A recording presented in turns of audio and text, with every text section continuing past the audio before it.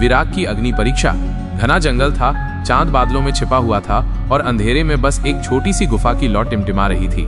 वहीं बैठे थे महर्षि कश्यप, एक सिद्ध योगी जिन्होंने वर्षों की तपस्या के बाद ब्रह्मचर्य और ध्यान की ऊंचाइयों को छुआ था।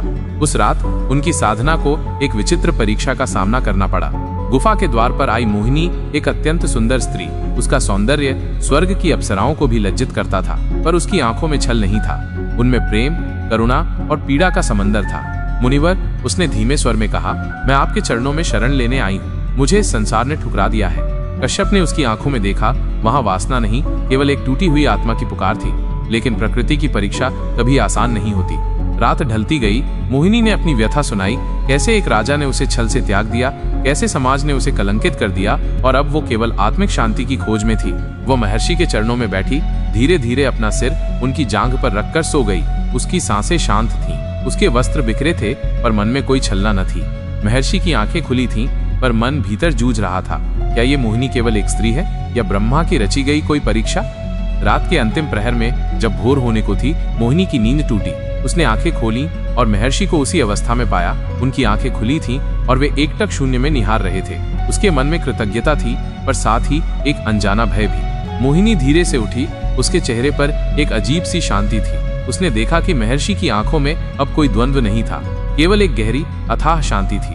मुनिवर, उसने फिर से धीमी आवाज में कहा, मैं अब चलती हूँ। आपने मुझे वो दिया है जिसकी मुझे तलाश थी, आत्मिक शांति। महर्षि ने कोई उत्तर नहीं दिया, बस एक मंद मुस्कान उनके चेहरे पर खिल उठी। मोहिनी ने उनके चरणों को छुआ और फिर बिना किसी शोर के गुफा के द्वार से निकलकर घने जंगल में अदृश्य हो गई। सूर्य की पहली किरणें गुफा के भीतर आईं और महर्षि कश्यप ने अपनी आंखें बंद कर लीं। उनके भीतर विराग की अग्नि और प्रज्वलित हो चुकी थी, जो अब किसी भी माया या परीक्षा से डिगने वाली नहीं थी। मोहिनी उनकी अग्नि परीक्षा थी जिसमें वे खरे उतरे थे। उनका ब्रह्मचर्य और ध्यान अब और भी अडिग हो चुका था। ये कहानी दिखाती है कि सच्ची तपस्या और विराग किसी भी बाहरी प्रलोभन या भावनात्मक चुनौती से विचलित नहीं होते, बल्कि उन्हें और भी मजबूत बनाते हैं। मोहिनी के जाने के बाद महर्षि कश्यप ने अपनी आंखें खोली। गुफा के भीतर सूर्य की किरणें अब पूरी तरह से प्रवेश कर चुकी थीं, हर धूल के कण को रोशन करती हुई। लेकिन महर्षि के लिए ये केवल एक और दिन की शुरुआत नहीं थी, यह उनकी आध्यात्मिक यात्रा में एक नए अध्याय का आरंभ था। मोहिनी की उपस्थिति ने उनके भीतर कुछ भी कलुषित नहीं किया था, बल्कि उनकी साधना की नींव को और भी गहरा कर दिया था। उन्हें इस बात का भान हुआ कि सच्ची वैराग्य पलायन में नहीं, बल्कि संसार के बीच रहते हुए भी अविचलित रहने में है। मोहिनी, जो उनके लिए एक परीक्षा बनकर आई थी, अंततः उनके स्वयं के ज्ञान का एक माध्यम बन गई थी। उन्होंने अपने आसन से उठकर गुफा के बाहर कदम रखा। जंगल की हरियाली, पक्षियों का कलरव और बहती नदी का स्वर, सब कुछ उन्हें पहले से अधिक स्पष्ट और पवित्र लग रहा था। उनके मन से वासना, क्रोध, भय और मोह का हर कण मिट चुका था।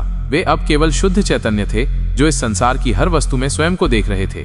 महर्षि कश्यप ने अपनी तपस्या जारी रखी, लेकिन अब उनकी तपस्या का स्वरूप बदल चुका था। वे अब केवल अपनी मुक्ति के लिए नहीं, बल्कि समस्त जीवों के कल्याण के लिए ध्यान करते थे। उनकी गुफा, जो कभी एक एकांत स्थल थी, अब ज्ञान और शांति का केंद्र बन गई थी, जहाँ से विराग की अग्नि की पवित्र लपटें पूरे जंगल में फैल रही थीं, हर प्राणी को अपने शाश्वत शुद्ध स्वरूप का स्मरण करा रही थीं। समय बीतता गया।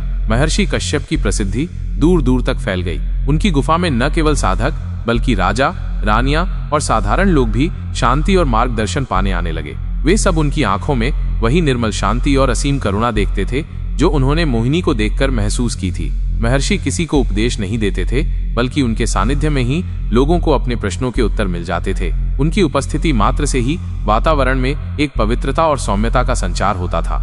एक दिन एक वृद्ध साधक, जो वर्षों से मोह और अटैचमेंट से मुक्ति पाने के लिए संघर्ष कर रहा था, महर्षि के पास आया। उसने अपनी व्यथा सुनाई कि कैसे वो अपनी पुरानी स्मृतियों और इच्छाओं से पीछा छुड़ा नहीं पा रहा था। महर्षि ने शांत भाव से उसकी बात सुनी और फिर बोले, वत्स, विराग किसी वस्तु या व्यक्ति से भागना नहीं है, बल्कि उसके प्रति आसक्ति को त्यागना है। जैसे अग्नि सोने को शुद्ध करती है, वैसे ही जीवन की हर परीक्षा तुम्हारे भीतर के सोने को चमकाती है।